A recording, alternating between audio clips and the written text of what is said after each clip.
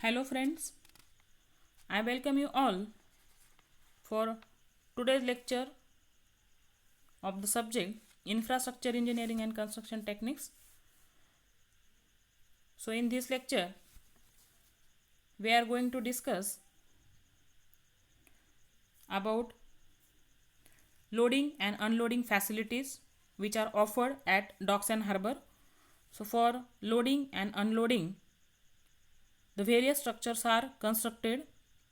Those structures are quay wall, wharves, jetties, dolphins, piers, fenders, etc.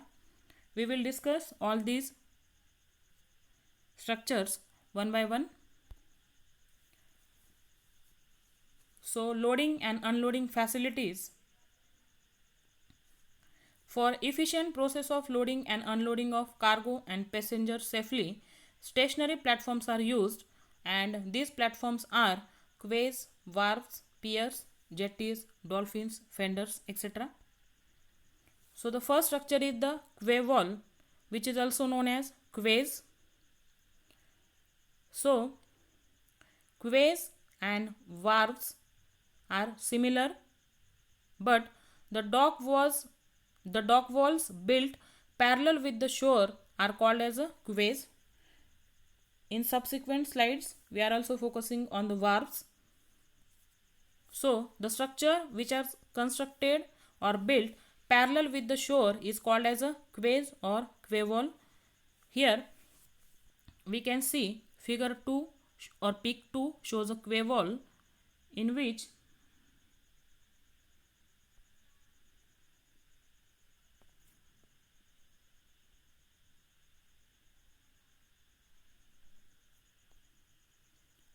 we can see this is a quay wall, and this quay wall is constructed parallel to the seashore. This is a seashore, and this quay wall is constructed parallel to the seashore. So the specific function of this quay wall is to retain and protect embankment or filling on the landward side and provide berthing on sea side. So this is a berthing side and this is a landward side. The basic function of this quay wall is to protect the embankment. So whatever the embankment that is available to this side is protected by the construction of this quay wall. So here we can see figure 1 shows a solid quay wall which are constructed by the combination of concrete and brickwork. So concrete is used for foundation and brickwork is used for construction of this quay wall. And this is a granite facing to the sea side. The second structure is the wharf or wharves. If it is a single structure, then it is called as a wharf, and if number of structures are available, then in that case it is called as a wharves. So a wharf or wharf is also a dock, and it is also constructed parallel to the shore. It is a wall built along a bank or shore to berth vessels for working cargo. So the wharves may be a sheet pile wall or a gravity wall. So the structures are same as that of a quay wall. Here figure 3 shows a wharf in which we can see it is a gravity wall. Here we can see this is a gravity wall and it is parallel to the shoreline, and here we can see this ship is berthed or tied to this structure. The wharves should be located in such a way that sufficient depth of water is available for the ship to float. So the wharf should be located in such a way that the ship should float near to the structure. Wharves are often considered to be a series of docks at which boats are stationed. So here figure 4 also shows a wharf in which we can see here it is a series of dock. Here we can see it is a series of dock at which the boats are parked or stationed. Here we can see boats are tied or berthed to this wharf. The design of wharves involves making provision for handling and storing of cargoes. It also involves provision for the berthing of the ship, and the various terminal facilities for rail and truck transportation should also be taken into account while designing of a wharves. Next type of structure is the jetties. If it is a single, in that case we can call it as a jetty, and for number of jetty it is called as a jetties. The jetties are the structure which are constructed outside the harbor and perpendicular to the shore for the purpose of receiving vessels are known as jetties. So here figure 5 shows a jetty in which we can see it is a structure which is constructed outside the harbor. Here we can see it is a structure which is constructed outside the harbor, and generally this structure is perpendicular to the shoreline, and the purpose of such type of jetties is to receive the vessels. Here we can see vessels are received at these places, and loading and unloading of passengers is also carried out at these places. In rivers, the jetties divert the current away from the river bank, and thus the scoring action is prevented. So these jetties are also capable of preventing the scoring action which is caused by the river water.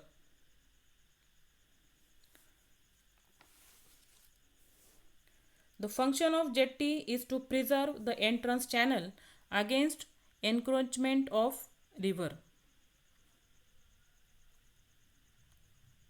Means because of the river sediments, whatever the encroachment that is happen, that can be prevented at the entrance channel itself by using jetty. Next type is the fenders. So fenders are the cushion which are provided on the face of jetty for ships to come in contact. Here figure 6 and figure 7 shows a cushion which is provided on the face of a jetty. This is a jetty, and on this, to the front side of this jetty, this cushion is provided. Here this is a jetty, and to this jetty's face, here we can see the cushions are provided. So the wet docks are damaged when a loaded ship or vessel entering and taking berth against dock wall. If it is not properly governed, there is a striking of the vessels against the dock wall. So this is a jetty or dock wall, and to this the ships are tied. So here because of this, because of the wave current or wave action, this quay wall may get damaged, or this wet dock may get damaged, and to protect the dock wall against such hits of ships, in between ship and dock wall provision of buffer or cushion is to be made. So here we can see a cushion is provided in between this ship and dock wall. So the cushion provided permanently with dock wall are known as fenders. Basically, the fenders are categorized as timber pile fenders with spring. Second type is the rubber fenders, and third type is the pneumatic fenders. So here figure 8 shows timber fenders in which a timber is used for providing a cushion. Figure 9 shows rubber fenders. Here we can see on dock wall a rubber cushion is provided. And figure 10 shows pneumatic fenders. So figure 10 shows a pneumatic fenders. Here we can see a cushion is provided to protect the quay wall against the action of water. Next type of important structure is the dolphins. The construction in the form of a cluster of closely spaced piles is known as a dolphins. So here figure 11 shows a dolphins in which we can see these are the closely spaced piles and which are tied to each other in this fashion. These are the marine structure located at the entrance of locked basin or alongside of a pier or a wharf. Basically, the dolphins are used for tying up ships and also for transferring cargo from one ship to another when moored along both of their sides. Dolphins are designed for resisting horizontal impact force, wind force, and water current forces from a vessel.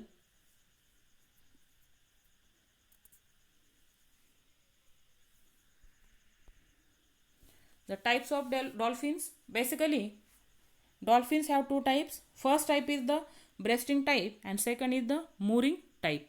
So here figure 12 and 13 shows breasting and mooring type dolphin. So here figure 12 shows the red color shows the breasting dolphins which are constructed near to the harbor side, and mooring dolphins are in yellow color which are away from the harbor side.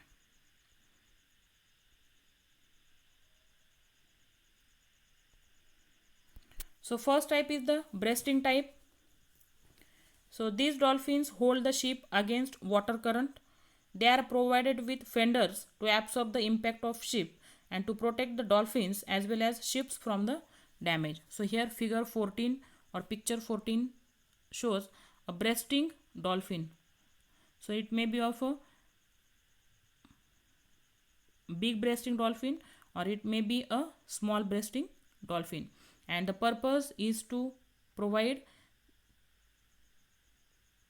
or to protect the dolphins as well as ships from the damage.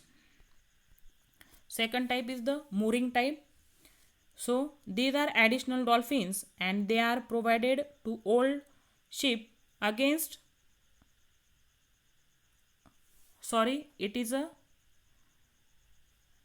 the word is hold, not hold. So the mooring type of dolphins are provided to hold a ship against a wind blowing in a direction away from the dock. So here figure 15 shows a timber fender. Here we can see the number of piles are enclosed with each other, and here we can see a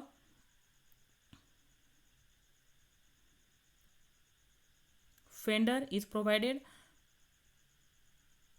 to avoid the damage of ship against a wind current. So this is about the mooring type of dolphins. So with this we will stop here. Thank you.